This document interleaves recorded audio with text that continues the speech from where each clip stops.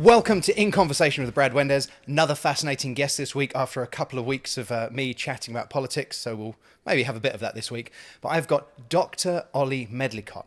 Fascinating story about where he's been, what he's doing, and I think I'll just hand over straight to Olly. So, Olly, could you tell us a little bit about yourself? Sure. Hi, Brad. I currently work in tourism, but I'm also a writer of musical theatre.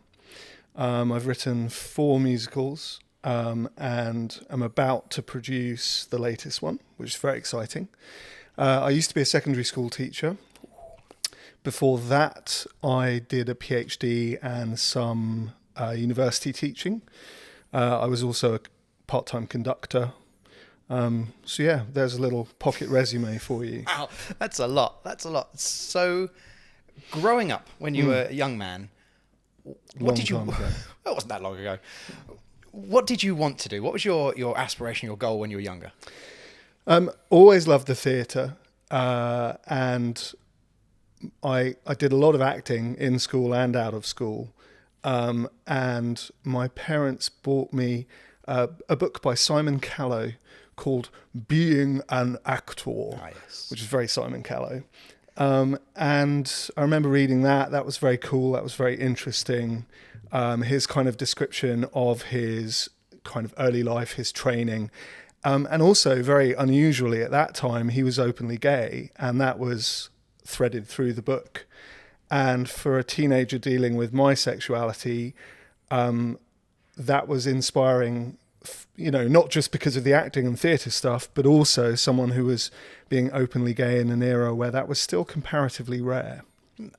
So that's an interesting point. If you don't mind, we'll stay on that for a second, because as a straight man who is a bit younger than you, I didn't really have a lot of understanding of some of the issues facing the gay community in sort of the 80s and even early 90s. I grew up in a time where it was perfectly acceptable if you're making fun of someone at school to say, oh, you're gay, in a way that isn't acceptable now. But it was actually after seeing Russell T Davies' series, It's a Sin, that really drummed at home that in my lifetime, there were some horrendous things going on. And it's a difficult one for me to get my head around because I don't care who you go to bed with. As a human being, I meet other human beings, and the fact that that guy likes blonde girls and that guy likes short girls and that guy likes guys, it doesn't matter. Like, what you do in the bedroom is none of my business. So the fact that there was such persecution for the gay community not that long ago, do you mind talking a little bit about what that was like growing up and how you could possibly deal with your feelings about your sexuality in a time where that was such a taboo? Yeah, I think something that kind of needs to be remembered that maybe is a bit more unique around issues to do with sexuality and gender, even now, even in our comparatively tolerant society. And I say comparatively because I still think there's ground to cover, but certainly comparative to then. But even now, a kid who is questioning their sexuality or their gender identity is not necessarily going to find a role model or someone who completely understands that within their own family. And that makes it a very different sort of experience to live through than, say, being a member of an ethnic minority or a religion that's perhaps considered less mainstream. Because at least within your own family setup, there's an understanding and acceptance of that. But that's not necessarily the case for someone who's questioning their sexuality or gender. So I still think it's something that is difficult, potentially for all children that go through that experience. Obviously, some less so than others. And I was very lucky. I had very understanding and tolerant parents. I came out to them when I was 15, which I think is still probably on the young side, and certainly in those days, extremely unusual. So that's sort of how I see it from a kind of family point of view.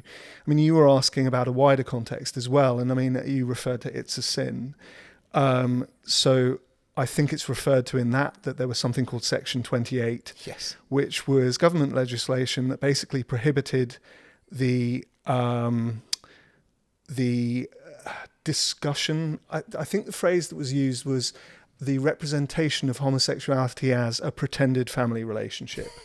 And what that was essentially interpreted as meaning is that you could not equate a gay relationship or a lesbian relationship to a straight one, that they weren't as valuable. It wasn't something, it wasn't a family in the same way that a heterosexual family unit was.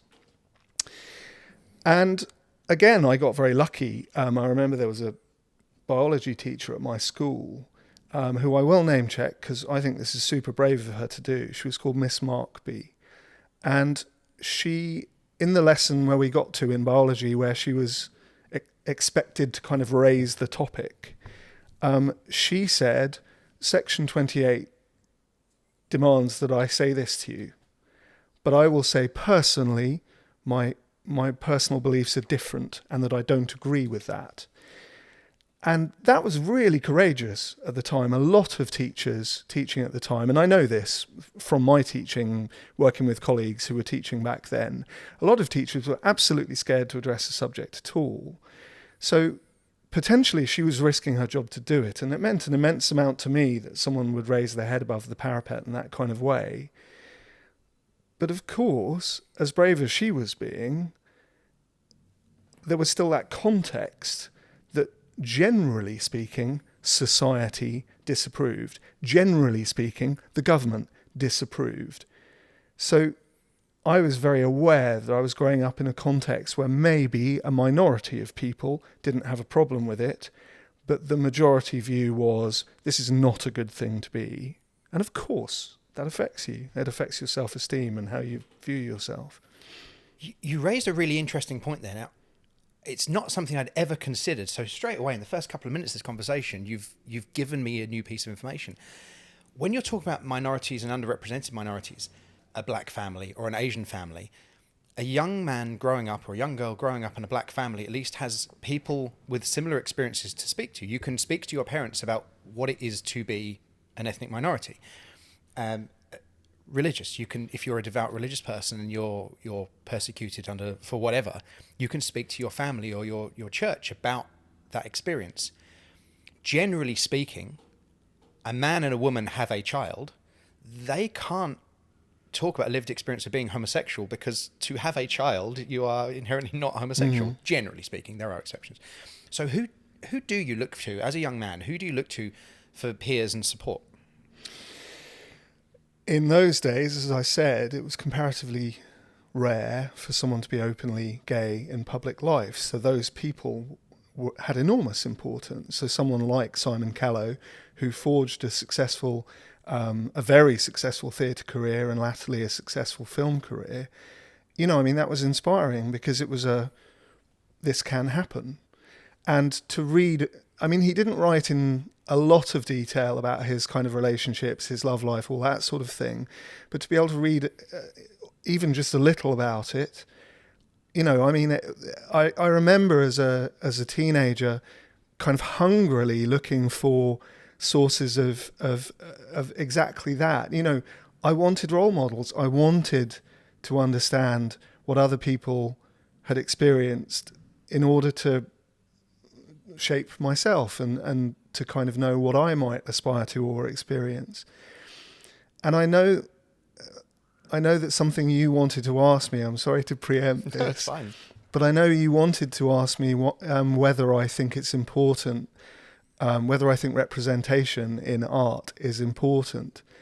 And one of the main reasons I think it's important is because you look for your experience in art, because it didn't really exist much in public life. It exists more now, but still, because you can't necessarily go to your parents and get some of the information that you need and be able to talk through some of the experiences you have. Books and films and plays and music becomes a really important source of that. And that very much informs my practice as a writer. I'm determined to put stories out there. And also, it was something I found very rewarding when I was a teacher. I'm sorry, I'm dotting all over the place, aren't I? But to me, it was very important to be openly gay as a teacher, and to be available for young people to ask questions of and talk to. And of course, in that arena, it would never have been appropriate for me to discuss my personal life, and I was careful not to.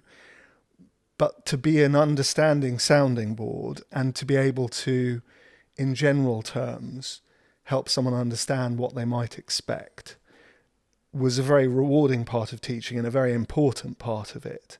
And it's something that means a lot to me, also as a creative, as a writer. Okay, so sticking on that, it was a question I wanted to ask you later on. Absolutely right. It was the right time to discuss it. So, straight white guy, hi. Grew up interested in science fiction and fantasy. So me too. Loved it.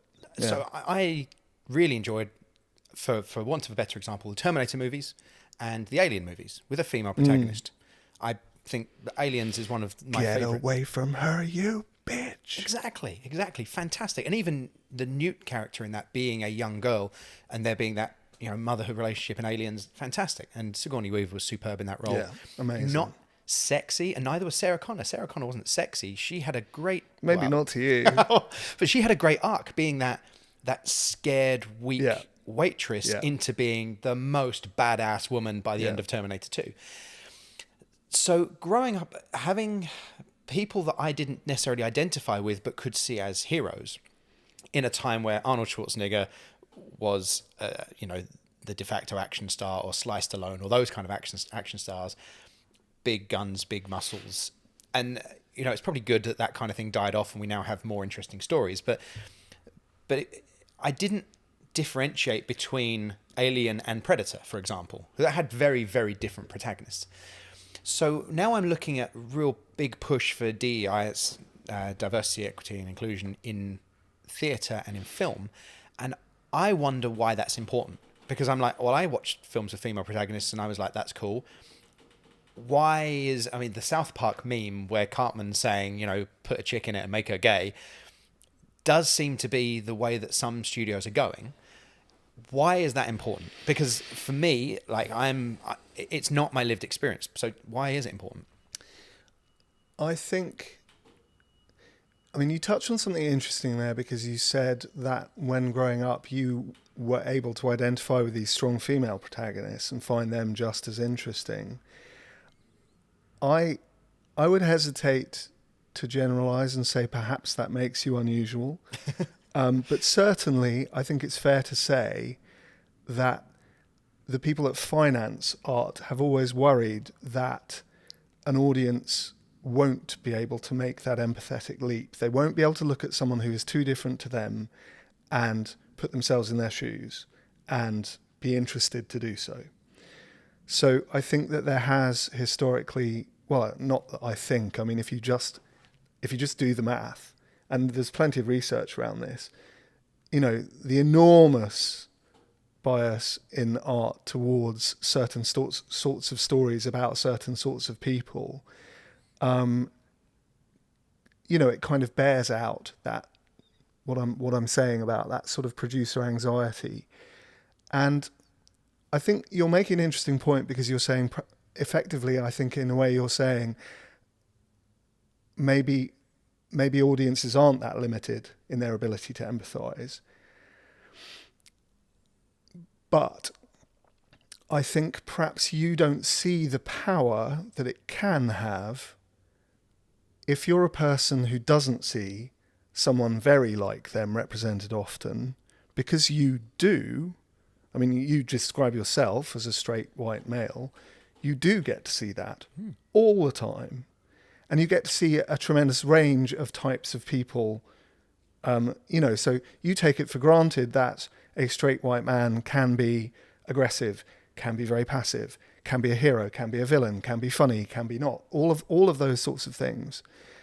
But so I think when you look at someone who is not a straight white male and you're able to put yourself in their position, I think you're right. I can do that. I don't exclusively see myself in gay male characters, But what it means to me when I do see a gay male character, because it's still comparatively unusual, it means a tremendous amount. And I go back to what I was saying about growing up and looking for role models, looking for the specifics of the kinds of experiences I might expect to have. It's really, really important. So even in this conversation, you've opened my eyes a little bit, because I hadn't even considered why a gay man, or someone who was coming out, or someone exploring their own sexuality, might need those role models, because they can't get them from with their family generally. So that's interesting. Looking at, I'm going to pick on Disney specifically, because Disney gets a lot of criticism for the way that they've gone about diversity, equity, inclusion over the last several years. Disney, as a corporation, purchased Marvel and Star Wars, two brands which were seen as boy brands, really, like sci-fi, superheroes, spandex, attractive women, the traditional. Also, guys in tight spandex. It's not that straight. But seen as boy brands. Yeah, I get it. And they have injected femininity and diversity, equity, inclusion into those. Those films haven't done as well in the box office. They haven't been as financially successful. There's lots of factors in that. Some saying, superhero fatigue. Some saying post-COVID, people aren't going to cinema as much. Disney Plus taking a lot of the cinema market. But Disney has, on paper, lost like $1 billion in the last year on films that haven't been successful. Oh, boo-hoo. I think they can afford it. Absolutely. I'm not crying any tears for the Mouse House. But is that, as some people are saying, because they're injecting femininity into the boy brands, and girls aren't going to see it because it's not for them, and boys aren't going to see it because they're being told it's not for them, do we need to concentrate on making something entertaining rather than sending a message? Or is it important for art to send a message?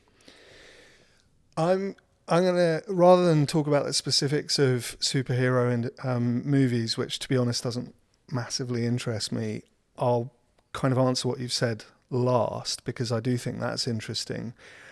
So the second musical I wrote, which I think you've seen, Rockstar, it had some grit in it. There were some difficult experiences. Some of the protagonists had difficulty with drugs, difficulty with dealing with fame, various relationship problems. And ultimately aspects of the story were happy, but there was definitely sort of misery and unhappiness involved. The current show that I'm writing is much lighter. It's comic.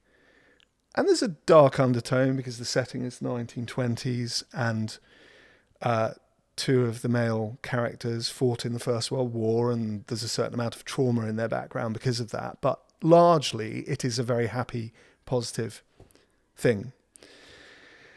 And there's a little voice at the back of my head as a creative that's kind of saying, if you tell fluffy, happy stories, it's not real art. And I've kind of been thinking a lot about that recently, because it is true to say that there is a lot of, especially if you're talking historically, a lot of LGBTQ plus experience is difficult and involves prejudice and trauma and difficult experiences. But if you create art that shows difficulty and trauma and alienation, and you make it difficult and traumatic and alienating for an audience to watch, on the one hand, I suppose you can claim it's authentic, but on the other hand, are they going to watch it? Which is kind of part of what you're talking about. It's interesting. I'm looking at a couple of different films or pieces of media. So I'll bring up again Russell T Davies, It's a Sin. That series had a message. There was an important message there about the persecution of homosexual people in that time period. It was, I want to say, entertaining. It was compelling. I wanted to watch it. It educated me on something that I didn't have a lot of knowledge about, and it made me see my gay friends in a different light, particularly those who are older. So I think that was a successful piece of television. Mm-hmm. Very successful. And then I look at something, and again, I'm going to jump back into Disney, who I don't think have done a particularly good job at these kind of things.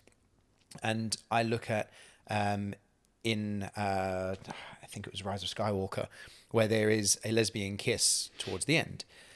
And that was that got edited out in different parts of the world. exactly, and that's what I'm looking at here. Like, there's no way you could edit "It's a Sin" to not have gay content in it.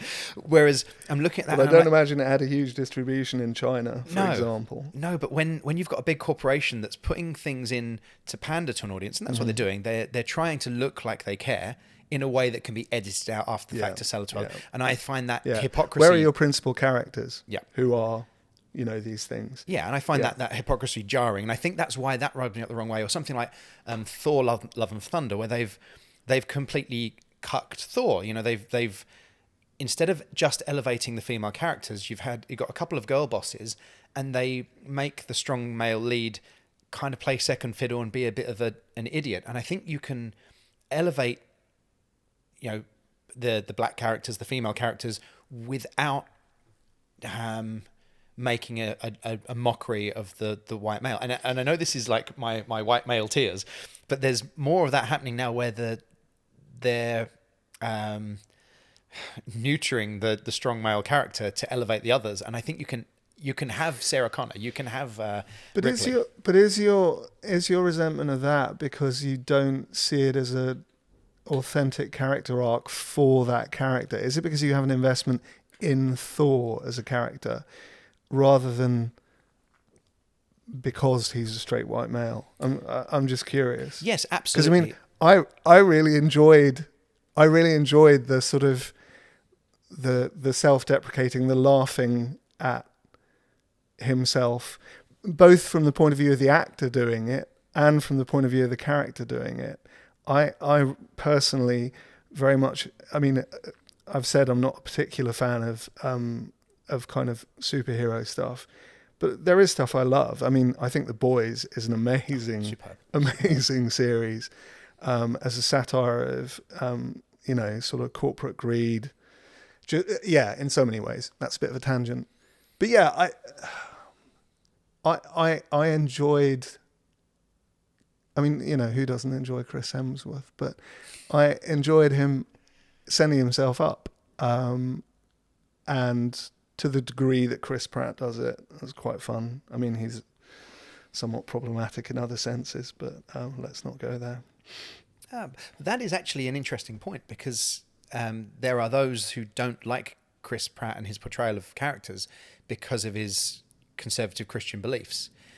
Can you separate someone's beliefs from their art? Can you watch him in that character and think, I enjoy this character, and forget that his politics don't align with your own? Or is that really important? I think that's a very tricky set of questions. I'm not really a fan of the idea that someone either has acceptable beliefs or they don't, and therefore they can be... I don't... I suppose a better way of putting it is I don't really agree with excluding people. I think people have the right to have different beliefs. I think how they express them, what they are potentially inciting. If someone's inciting violence, that's unacceptable. Absolutely unacceptable. But this will sound awful in terms of being very kind of hippy-dippy, but a person's value is not... a person is not their beliefs. They have their beliefs, but they still have value as a person, and they have a right to exist, whatever those beliefs are. I don't like the idea of kind of going, no, they are not acceptable, we will exclude them. They are not acceptable, we will exclude them. I think there's probably a spectrum to that. Yes. Because someone like, are you familiar with the Lost Prophets, the kind of rock metal band from the early 2000s? Okay, so Ian Watkins was the lead singer of the Lost Prophets. Yes, I think I know what you're going to allude to. And there are such extreme things that someone... Well, as I say, a belief, and even expressing that belief, is a different thing to action or incitement to action. Yeah, so I wouldn't now listen to their music because he did horrific things which he was imprisoned for, and I can't possibly believe that a band that were on tour together, living in a tour bus, the others didn't at least have an inkling that he was that way inclined for and predilection for young people? And I don't know enough about it to know in that particular case, but I would. But in that situation, I won't now listen to their music because I don't agree with the actions of that person. I don't want to then fund them. Whereas if someone you have the choice to do that. Absolutely. And I think how one goes about this is another interesting thing. I think it's interesting that with the purported excuse of doing the right thing, social media allows people to band together in a way that is effectively bullying. Yeah. Trial by Twitter absolutely happens. And, it's a really interesting thing. I mean, I'm not going to get drawn into a debate about the rights and wrongs of things that J.K. Rowling has said, partly because I think one has to be careful to know exactly what someone has said and the context that they've said it in, rather than just go on what other people say they've said. But I think it's interesting to remember that once upon a time, she was a bit of a leader of that tendency to use social media to gang up on a particular person. And I might personally agree that some of the people that she went after and criticised, I didn't like what they said. But if you're going to criticise someone, do it on an equal footing. Don't weaponise a following that you have in order to effectively bully someone. It's a really ugly thing to do. You know the rule about comedy that you never punch down. You always punch up. Yep. And if you're a billionaire and you're a global superstar, you're always going to be punching down. So you have to be really careful. You have to elevate yourself. Yeah.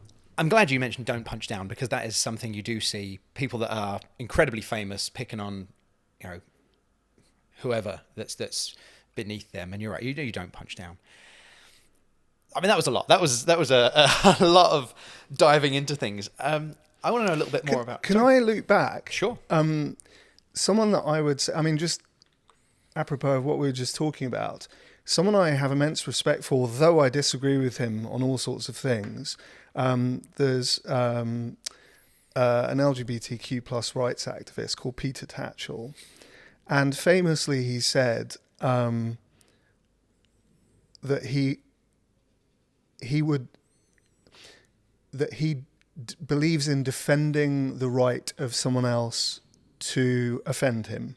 Mm-hmm. And basically what he was saying was, I don't think someone who, maybe because of their religion or perhaps for some other reason, thinks that homosexuality is a bad thing, I don't think they should not be allowed to express that. Yes, they should not be allowed to incite violence on the basis of it, but they should be allowed to say something that upsets me if it's expressing a sincerely held view. And I mean, really, as well as being an activist for the LGBTQ plus community, he's a free speech activist.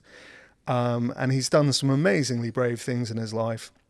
The Zimbabwean president, Robert Mugabe, who was a terrible tyrant, he confronted him on a visit to London and tried to perform a citizen's arrest. He was beaten up by his bodyguards and sustained permanent damage as a result. He was a person who really put himself on the line and still does for causes that he believes in. And that really resonated with me, that someone who's been as brave as he has and who's kind of spent so much of his life fighting for people's rights would say, even someone who's homophobic, they should have a right to express that, albeit hopefully in a way that is not. And that's a really interesting point, because I think there is becoming a tendency in some circles to avoid free speech. For the sake of this conversation, there's a couple of very extreme examples I can use. Neil deGrasse Tyson, who's a physicist, scientist, when questioned on flat Earth, he makes fun of those who ask the question. And I don't think that's a good way to educate someone, because that person, if you're telling them they're stupid, they're probably not going to see things from your point of view, regardless of what the science is and how ridiculous some of these ideas are. when someone questions him on it, he doesn't answer the question. He makes fun of them. And I don't think that that's going to ever turn them to your idea. The same with countries that have made it illegal to question the Holocaust. You know, that's a subject that seems like that would be the most sensible thing to do. But actually, if you tell someone it's illegal to question the government on something, there are a section of people that are going to immediately think that the opposite is true. So I think questioning things and discussing your beliefs, regardless of how ridiculous they are, is the only way you can educate people on them. Because if someone tells you they believe something, no matter how ridiculous it is, and you make fun of them, they are not going to come around to your way of thinking. I think you're absolutely right. I mean, on an individual level, and I wonder if this is where the physicist you refer to is coming from, I think you can get just very bored and irritated by being asked questions that, from your point of view, are either ought to be patently obvious or a kind of a waste of your time. And so perhaps he wasn't trying to educate so much as just be like, you know, don't waste my time. I think you're right from a sort of winning the argument point of view or educational point of view. And it was a very tricky thing about teaching, because on the one hand, you want children to be able to ask questions. You want them to be able to have discussions that will help open their mind and help them understand things. On the other, you are expected to create a space that is safe. And of course you have to. Of course, all children have a right to feel safe at school. But there is a tension between those two things. And as professionals, I'm using the word we, I don't teach anymore, but as teaching professionals, we had to constantly make judgments about how to balance that tension. And I think we've shifted to a place, a dangerous place, where it's almost impossible to do the job properly because of the potential to be attacked every time in one parent's judgment you get that balance wrong. And Ofsted inspections can now be triggered by a single parental complaint. And the trauma that an Ofsted inspection causes for a school, it's well documented in the press at the moment. So saying that, my own personal experience, and I hadn't witnessed this, I work in education, but in the periphery of education, I'm not school-based. We were having a meeting with a head teacher last week. And while we were having a meeting with the head teacher, she got told that Ofsted were on the phone. Poor thing. To see her face, I didn't understand that phone call meant that Ofsted were going to be there the following day. And her face dropped. I thought she was going to cry. And this is a head teacher, and this is a strong woman. You know, I was in the meeting with her, and no flies on her. She's incredible. I really had a lot of respect. Well, to have a lot of respect for her, but to see her face and to see her internally crumble because someone's come into the meeting and said, Ofsted are on the phone, they need to speak to you now. You're like, oh, that's how bad it is. So yeah, I was amazed. I mean, I'm aware this is, I suddenly dived down a very different tangent, but we're in a dangerous place. I mean, there's been a recruitment crisis in teaching for a long time now, and I think it's only going to get worse because we've created an environment where it's getting more and more difficult to do the job, and certainly to run a school. Who would do it? I mean, honestly, it's extraordinarily difficult. I think, I mean, this is probably a much more unpopular opinion to voice, but I worry that we might be doing the same thing with politics. I think that on the one hand, I both understand and share to some degree a lot of commonly held irritation, dislike, contempt for the way some politicians have conducted themselves. But there are a lot of people who are in politics with very good intentions who are doing their best, just as there are in teaching. Well, perhaps not just as there are, but there are those people in politics. And I think we have to be very careful in the terms of the discussion that we have, to not put ourselves in a position where no one in their right mind with good intentions would ever consider doing it. Because we'll be worse off if we do. Sure. So I think it's very important that rather than a lazy, all politicians this, all political parties this, that actually we continue to insist that a more nuanced discussion is had. Interesting. I just want to jump back on something you said about teaching.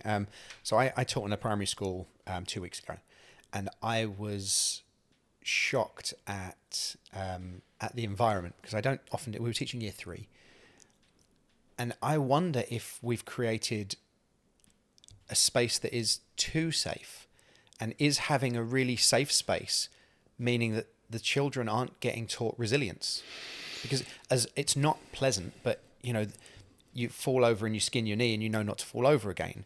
I'm not saying we should inflict pain on children by any stretch of the imagination, but do they need to be challenged, and do they need to have some discomfort in their lives in order to become resilient? I think that's a very interesting question. I think physical safety, Oh, absolutely. has to be maintained.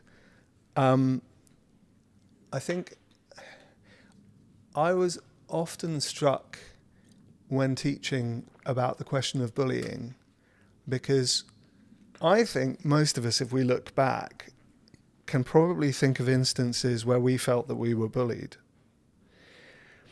But actually, if we sit and really think about it, have we started to call... Let me phrase it differently. Bullying, to my mind, or the most serious kinds of bullying, are when you get significant power imbalances. And a particular way that can happen in schools is that a group of children can pick on a single child, or maybe a smaller group of children. And that is something that always has to be addressed and always has to be stopped and controlled. But one child saying something unpleasant to another child is not necessarily bullying, particularly if really what's going on is some criticism of behaviour. And you gave the example of learning not to fall over because you'll hurt your knee. Learning not to be obnoxious in the classroom, learning not to be kind of saying, aren't I wonderful? You might be hearing that from your parents at home, but it's good to be in a social situation where your peers react badly if you're constantly going, I'm so great, I'm so wonderful. And it can be hard for children to experience that, but it's pretty important that they do, because it helps them learn to function socially. So I think you're right in that sense. But then there has to be a distinction between that and bullying that is for things that are inherent to a person and that it can't help. So you can't have kids making fun of a child because they find it hard to sit still, or because they're on the autism spectrum and sometimes they say things that are inappropriate in a situation. You can't have kids making fun of someone because they're gay or from an ethnic minority. So obviously I think that safety has to be maintained in that sense. But I think that you're right, that we have to be careful, not in the drive to create a safe environment, that we don't so cotton wool wrap children that they're just not getting any kind of social or emotional or psychological education from their schooling experience at all. And I wonder what the effect of things like social media will have. We end up in an echo chamber, because the things that you search for and the things you're interested in will be fed to you via YouTube or Facebook or Instagram, whatever your social media of choice is. Well, I'm not on any, so I escape. I think is a brilliant way, and I'm very aware that I have an addiction to those, that dopamine hit from, and I need to kind of break that a little bit. But I saw a really interesting video the other day that was a couple, a woman and a man, and I'm sure they're influencers and what have you. And there was a video about a woman's response to a man asking a question. It was an insignificant question, like, where do you want to go to dinner or something? It wasn't that important. He opened the video on his phone and she opened the video on her phone, and the selection of comments under the video that they saw had been curated for them individually. And the comments that he saw at the top of his, highlighted comments were in favor of the man's opinion, and the ones that she saw were in favor of the woman's opinion. So even watching the same content, they were having their own views reinforced by whatever algorithm or AI is in the background. And that's a concern, which is why when we're talking about free speech, and particularly on social media, I don't like to block people on social media, right? Because if I were to block everyone who disagrees with me, I end up with a whole bunch of people who agree with me, and no one's ever going to challenge me. So the conversation we had earlier, when I'm asking you about why is it important as a gay man for these things, I respect your answer, because I can't possibly understand that without getting your perspective. And the same is true on social media. If I were to, say to someone I think they're wrong and they block me, I'm not going to learn. I need them to educate me. And there's a way that you can speak about that. And online, people do tend to be quite aggressive or, joking, because you're not going to get punched in the face across a keyboard.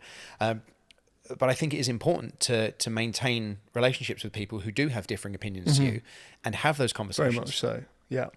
And cancel culture, you end up with, like you said, trial by Twitter. Someone says something even out of context that someone doesn't like, and the mob gets them and they get blocked, and then that it comes into the public sphere, and we've got actors losing jobs and over fairly innocuous comments.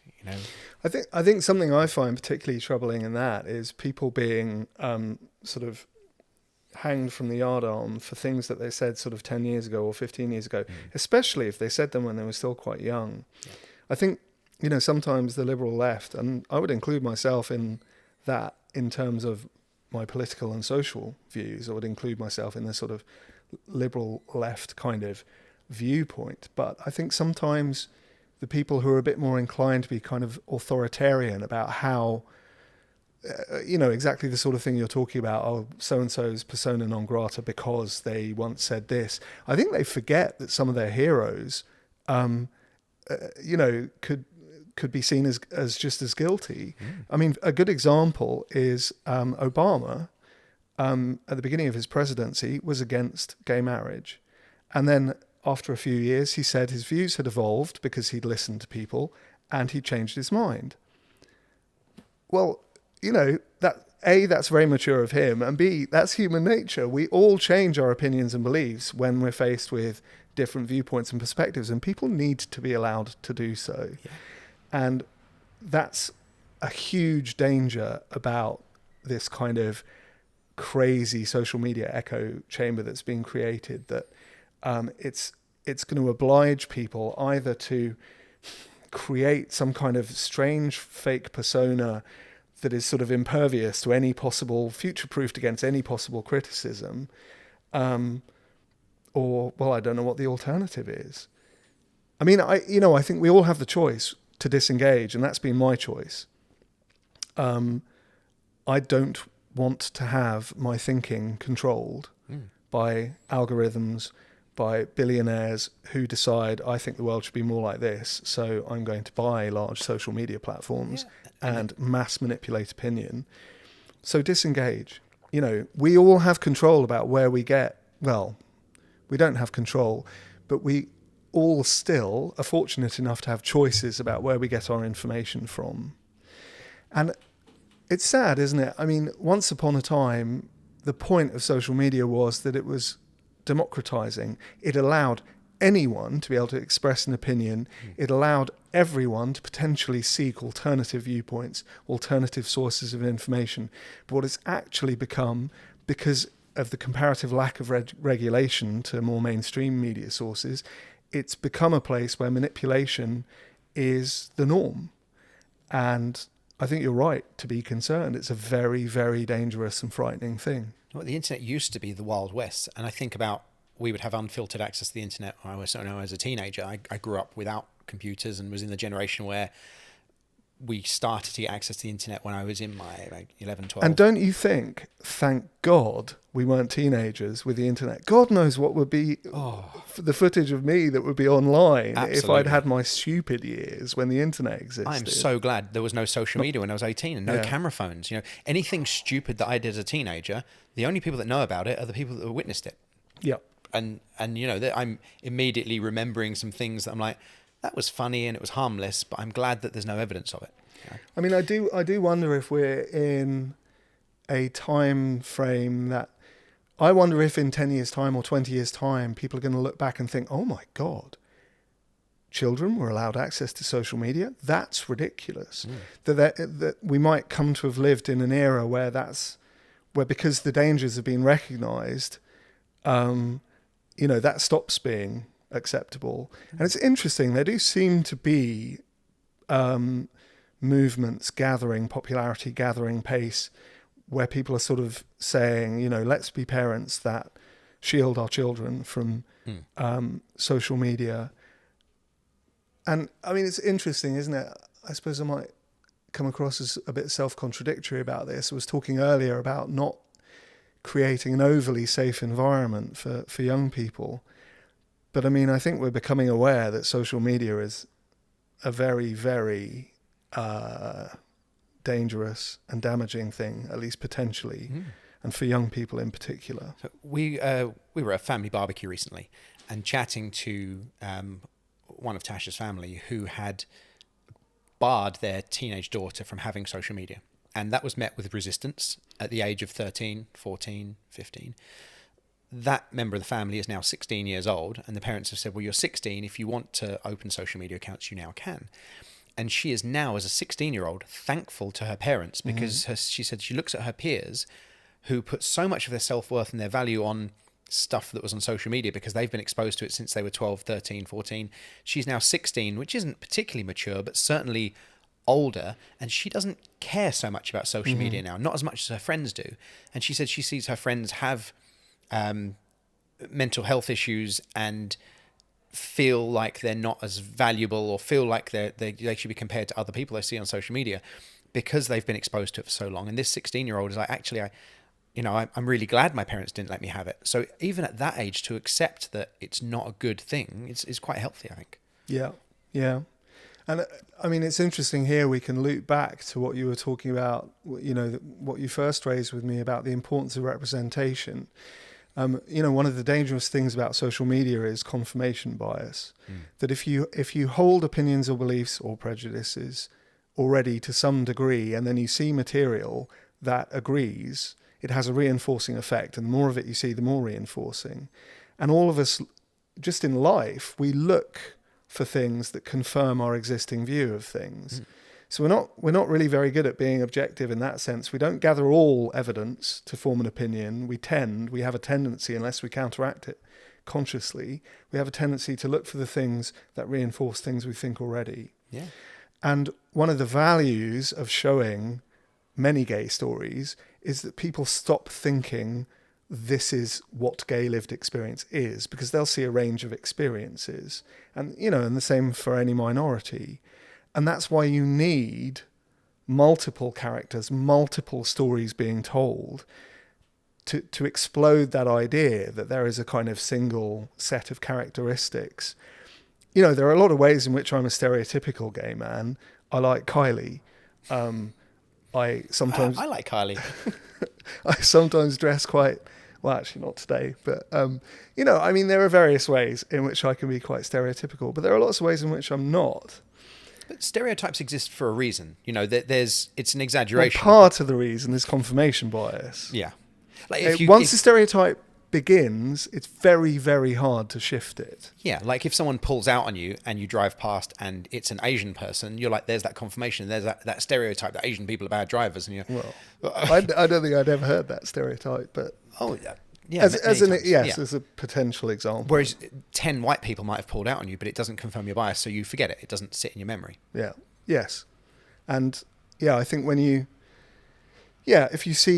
if you see a gay man or you see a woman or whoever else acting in a particular way, no, you're absolutely right. Yeah.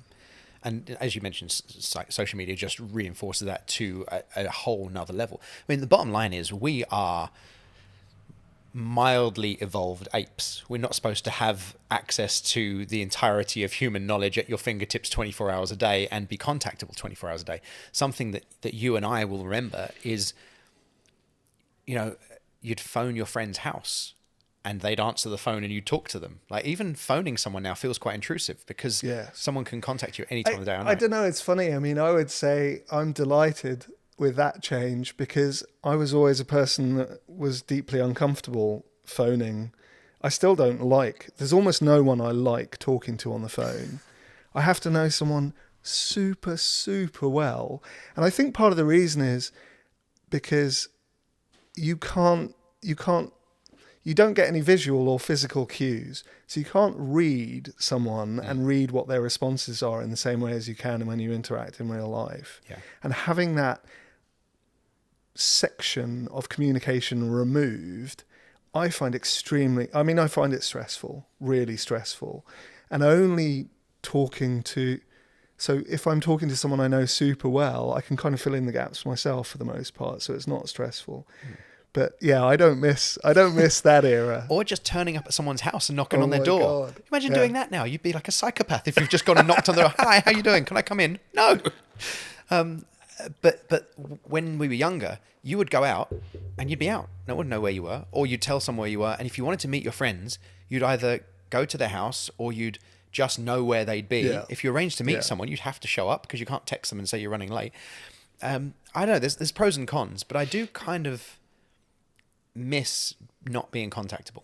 I miss, like, when you go out, I'll be home at X time and you just are. And Well, surely there must be an app or something that your phones can do that you could just decide, okay, for the next 2 hours, I'm going to turn my phone off, that pings an automatic message and says, like an automatic reply for an email.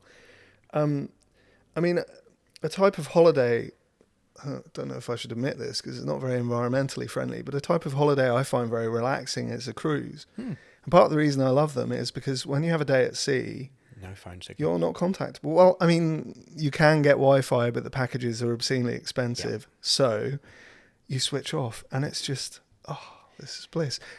But we all have the choice to do that every day if we choose to. Turn this phone off at any time I want. Yeah. Do you turn your phone off at night? I'm curious. No, I'm getting personal, Brad. I have, I got an iPhone and I use Do Not Disturb modes. So I have set up some times Do Not Disturb and time sleep modes. And so there are people who, if they ring repeatedly, it will come through. Yeah. Yes, yeah. So I use the same. My mum, Tasha, I think that's pretty much it. Anyone else, it will just ring and my phone doesn't even light up. Yeah. And it doesn't give me my notifications. So when I wake up in the morning and my alarm's gone off and it says, "Good morning, Brad," it then dumps the overnight notifications. Yeah. And I don't like that. I find that I'm still getting my phone in the morning before I've even got out of bed and I've then got a night's worth of notifications. I maybe need to work at managing that a little bit and maybe turning notifications off for some apps. Well, I tell you something I did a while ago that I think I need to do again. I rationed my engagement with news. And, a lot of what is problematic about the kind of media sphere now, not just social media, but the general media sphere, is the 24-hour news cycle and how there has to be news all the time. And it was amazingly freeing to make a decision that I was only going to read the news once a week and that I would read it in a form, in a sort of... that I would read proper journalism in inverted commas and certainly not be looking at the variety of websites that I tend to scroll through. And I felt calmer. I felt happier. I was still I was still aware of what was going on because I was engaging once a week. But the amount of phone time that, it was amazing. I keep an eye on screen on time and I check that fairly regularly and I'm happier and proud of myself. It's gone checking down. the screen to check how much screen time you've had. It's nuts. But at the moment I'm fairly politically engaged. I'm quite interested in, so for reference, general election was called last week. We've got about 5 weeks for the general election now. And I am interested in that news cycle. So even yesterday, I watched a video that was from quite a left-wing news source that I like to watch about how there's absolutely no way Nigel Farage is going to run as an MP. An hour after I watched that video, every news cycle comes through and he's running in Clacton, which is around the corner from where we live. He's running as a Reform MP or running as an MP. Despite apparently having said in February that there's no way he'd run specifically for there because it would mean he'd have to spend a day a week there. Yeah. And sadly, people might still vote for him. So, I mean, that's a bigger topic. But I'm I'm quite going to be politically engaged. optimistic here and say that I would hope that people, having seen that he insulted where you live, it's like, really? Yeah. Well, it's not for me to tell anyone else how to vote. Exactly. And I think that's very important, that people look at their own beliefs, what they think is best for them and their family, and they should vote accordingly. And I've said it before, I think this year we're going to see a big rise in independent candidates. I'd question what you've just said, actually. Yeah. One of the things when I was young that made me respect my parents the most is that I knew that we as a family would be better off if they voted in a particular way. Mm-hmm. But they never voted for that party because they believed that for most people, and particularly people of greatest need in the country, voting for a different political party was in their interests. And I think the equation that was going on in their head was, we might be ever so slightly worse off if this party is in power, but all of these people will be more looked after. It will be better in general.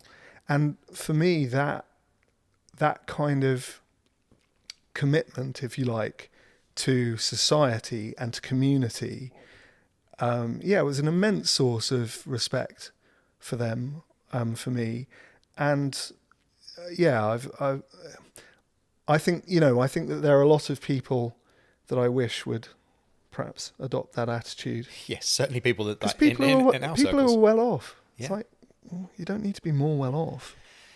Also, I just wish they'd reflect what happens if society gets so divided that the gulf between haves and have-nots becomes so big that society breaks down. Historically, that kind of disparity leads to revolution. It leads to violence. It leads to mass social unrest.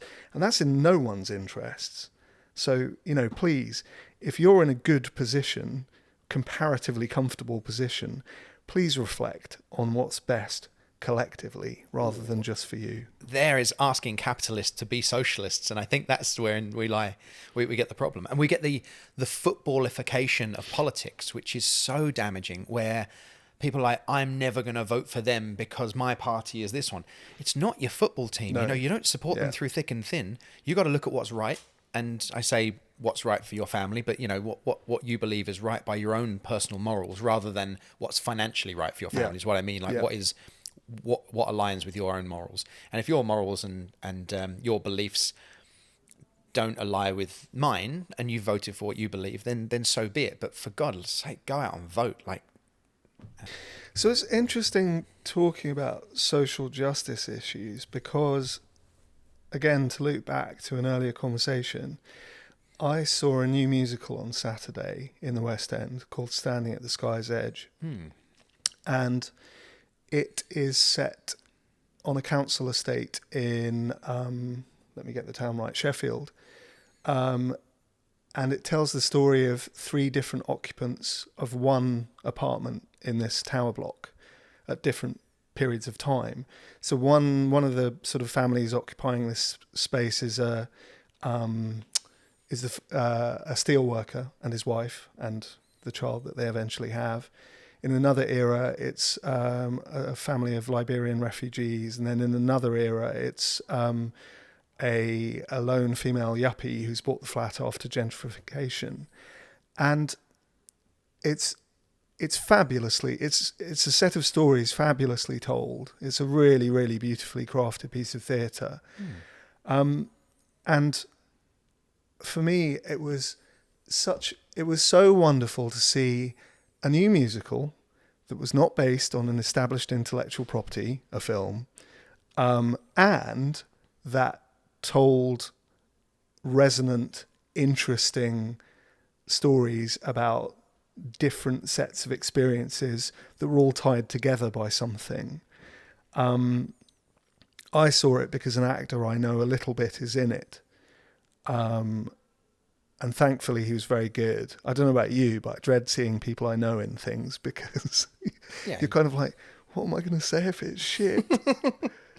Or even worse, what am I going to say if they're shit, but everyone else is really good? You've got to have your standard, like when you've been to see something and it's crap and your friend's in it. I really enjoyed it. Yeah, it was a great piece.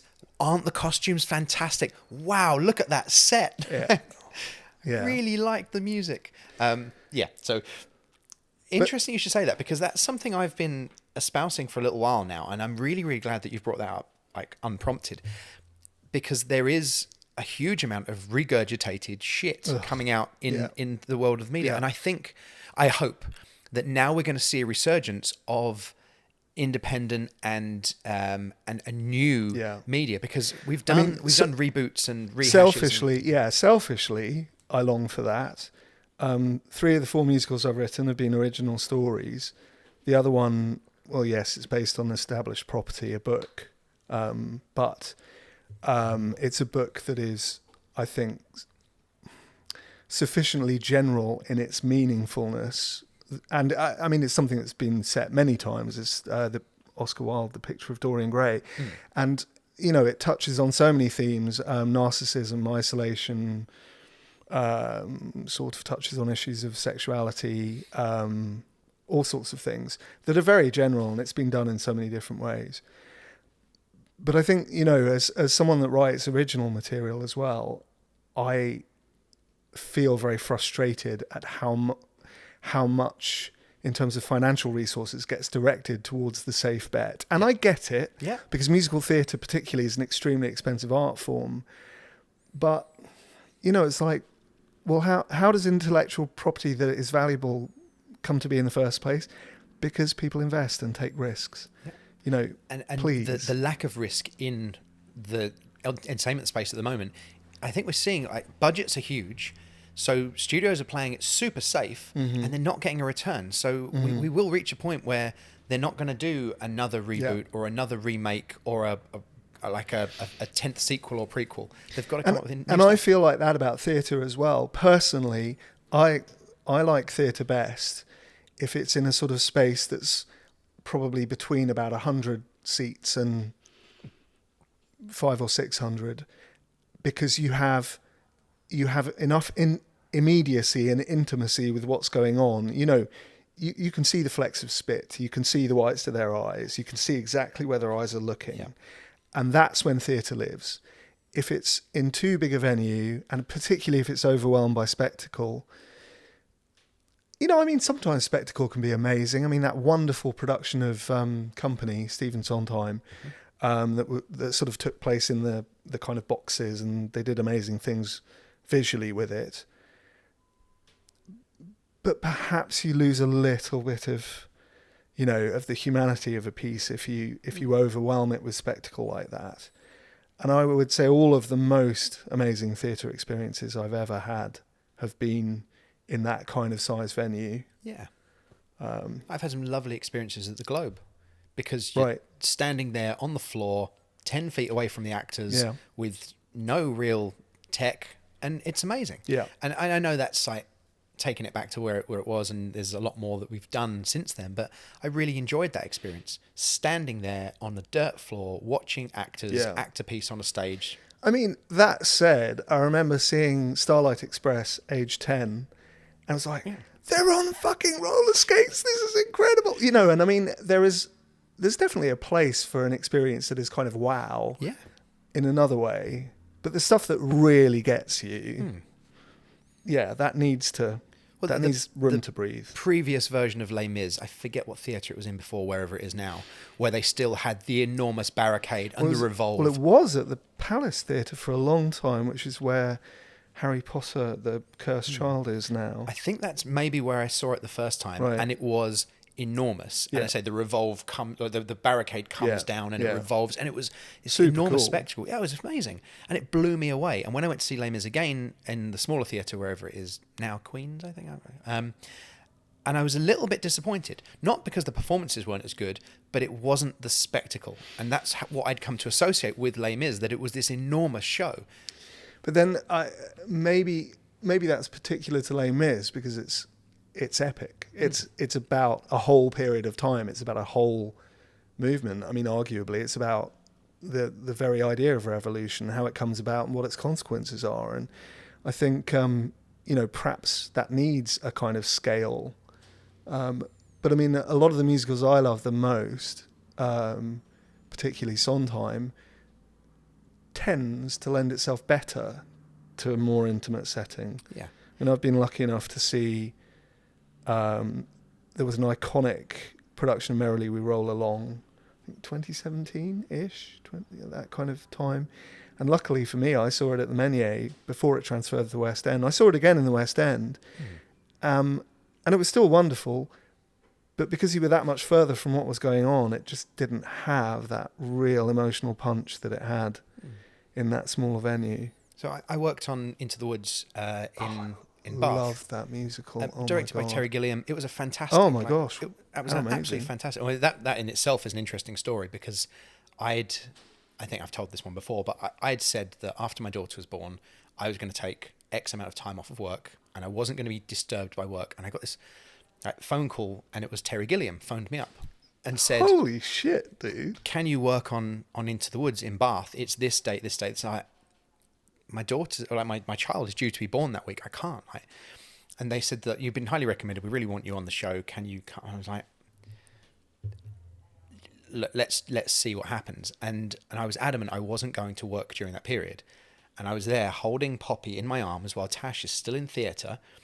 My daughter's less than an hour old, and I'm watching videos from rehearsal and giving voice notes on the rehearsal. I was like, this is not how I wanted to bring my daughter into the world. But they were brilliant. They were absolutely amazing, because they wanted me to go to Bath. And I think I did 2 or 3 days where I was driving from Essex to Bath in the morning, driving home in the evening, because Tash had a C-section and was laid up in bed. And it was hard. And I was like, I didn't want to be working, but the money was really good. And it was a show and a production team that I really wanted to work with. And I was like, this is not what I wanted to be doing. So they ended up putting Tash and Poppy up in a hotel and went over to Bath for like the last bit of tech. And it was amazing. It was a great show.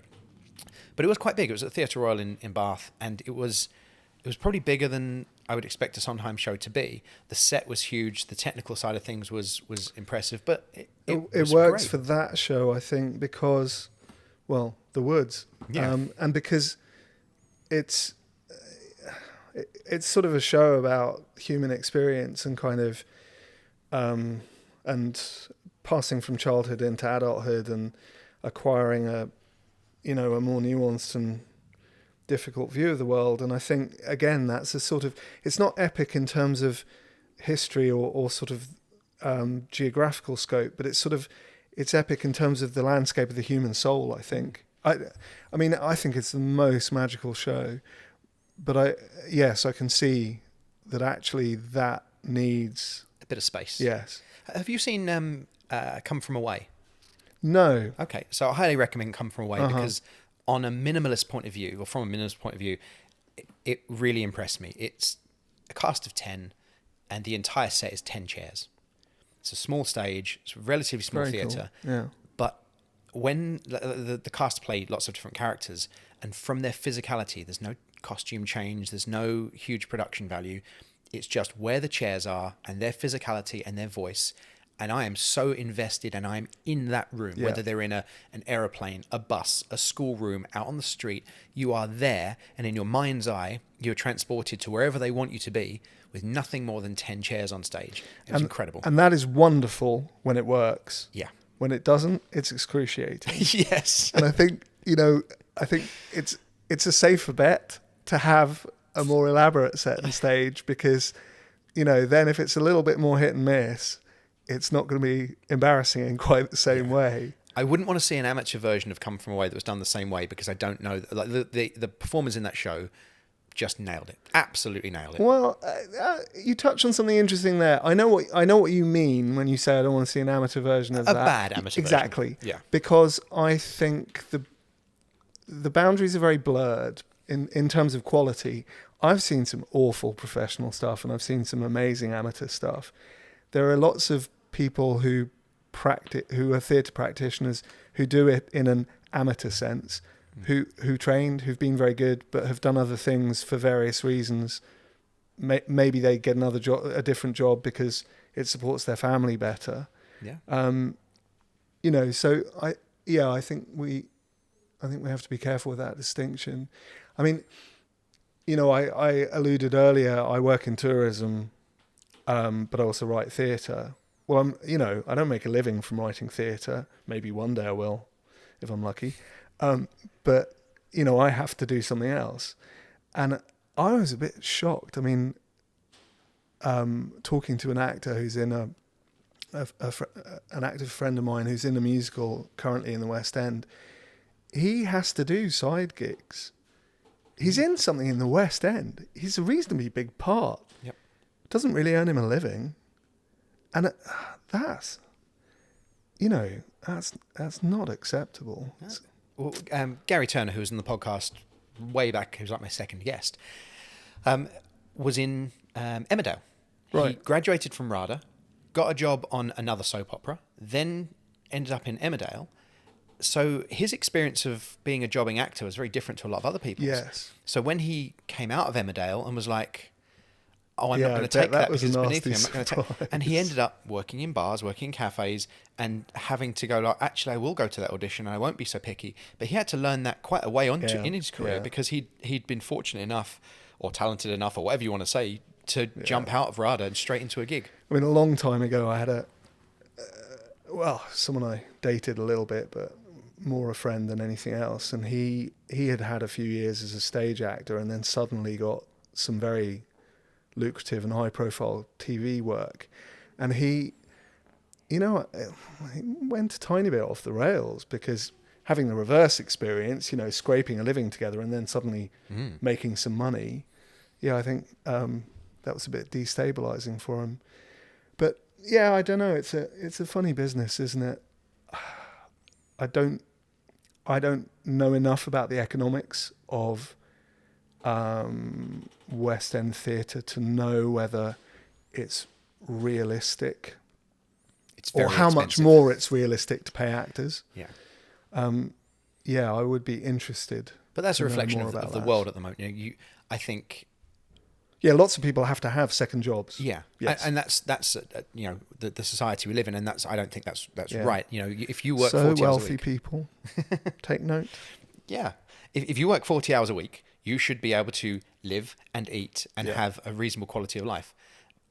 And I, as a business owner, as someone who employs a number of people, I had issue when the government did a couple of massive hikes in minimum wage.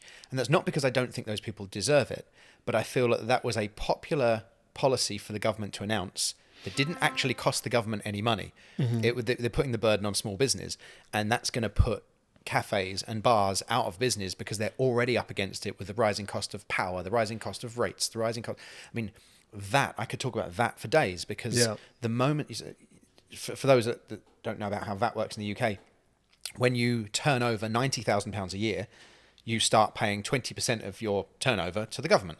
So when you earn £89,000 a year, you've got £89,000 a year coming in. When you take £90,000, suddenly you've got to give nearly 20 grand to the government every year. So you're worse off in that interim. And it's really hard for businesses that are turning over like 90 to probably 120 grand to balance that. Yeah. Our VAT bill this quarter. And why on earth it can't be a graduated scale? That's ridiculous. Our VAT bill due next week is 9.5 grand. I've just got to give the government 9.5 grand. That's appalling. But I mean, go after the corporations. It's for fair tax payment. I mean, that's the thing that absolutely drives me nuts. But anyway, tax loopholes and havens and things. And I think I had this conversation. I'm currently having this conversation with a number of people in the comments section. You guys can be mean. Is about don't be mean to me. Is some people they were talking about how parking fines are not important to very wealthy people. So you see Ferraris and things parked anywhere they like in London because they'll just pay the fine. And maybe that fines should be fixed penalties should be tied to income, which is an interesting concept. Mm-hmm. And I've had a couple of people who claim to be wealthy say, well, I've worked hard, I can park where I want. I'm like, I think that attitude is probably what's wrong with the world. The rules exist for a reason. And parking is not important. That's not going to break the world. But the rules are there in place. So you drive at the speed limit, you park where you're supposed to, because that's the rule and that's the level. Yeah. Well, you're talking, I mean, in specific terms, but what you're really talking about is a social contract. And I think that the more wealth and power some people accrue, the less they think it applies to them. And the thing is, that might be true up to a point. Wealth might insulate you to a point from the consequences of your actions. But, I mean, it won't forever. If society breaks down, if climate change precipitates, a cascade of natural disasters, you won't be insulated then. No. So, you use your power. Although billionaires for are good building now. bunkers, and that's a concern. Yeah, allegedly so. So, I mean, I've had a brilliant time talking to you, and I don't want to wind this up to an end, but I'm concerned the batteries might run out soon. So let's talk a little bit more about Dr. Olly Medlicott, because we've got a good idea of your beliefs and some of your upbringing. But and if I admit anything personal, hopefully no one's still watching. So no one will. We're at the end now. You've got a show coming up. Tell us about your show. How do you write it? What's your process? What is you it? can edit this to put this at the beginning. No, right? no, it's here. So my elevator pitch for the next show, it's called Liberty Hall, and it is, imagine a cross between a queerer Downton Abbey meets The Importance of Being Earnest, with an original 1920s style jazz score. Oh, so yeah, and it perhaps a little in the vein of Hollywood. It's a bit of a sort of what if story, because several of the characters are LGBTQ+, and so it's a little bit of a kind of what if it were possible to find a way to live happily ever after, which of course it really wasn't. But yeah, so it's light and fluffy in a sense, but there's a little bit of a kind of dark underside. I think I said earlier, a couple of the characters fought in the First World War, so there's that sort of bubbling in beneath the surface for them in their past. Yeah. So I'm very excited about it. Where are you in the process at the moment? It's written. I'm auditioning over the course of this summer. Some parts cast already, some not. We're going to be on in February at the studio in the Mercury Theatre. So February 2025. So that's very exciting. I feel very happy to be able to take a show there because I've benefited so much in the past from initiatives that the Mercury's kind of put on for emerging creatives. I took part in their early career training program, and then I got onto the Mercury Creatives program. So I was the beneficiary of all sorts of bits of kind of training and advice and mentoring that I didn't have to pay for, which was amazing. We're very lucky in this area to have something like the Mercury. Yeah. Not only do they put on wonderful, high quality theatre, they're still a producing theatre, which is increasingly rare, unfortunately, in the UK. But they also do a massive amount to kind of nurture local kind of talent and support and creativity. Yeah, we had Ed on a couple of weeks ago, who's been taken onto their writers program. Very cool. Program. And so I haven't lived in North Essex for very long. I've only lived up here for 3.5 years.